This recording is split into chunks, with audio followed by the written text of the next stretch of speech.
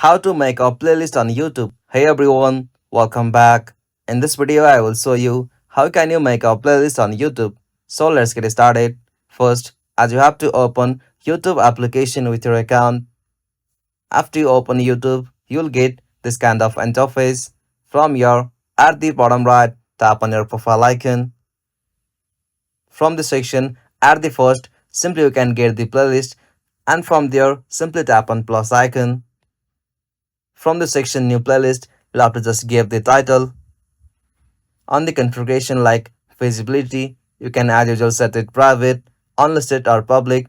Simply after you set this, or also you can add any collaboration. After you made this, tap on create.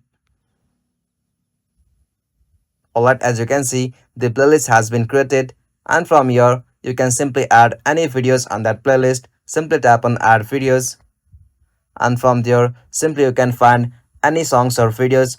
Simply you can tap on that and add on that.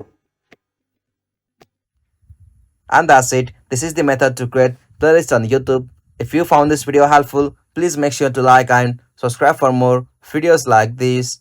Thanks for watching. Have a good day.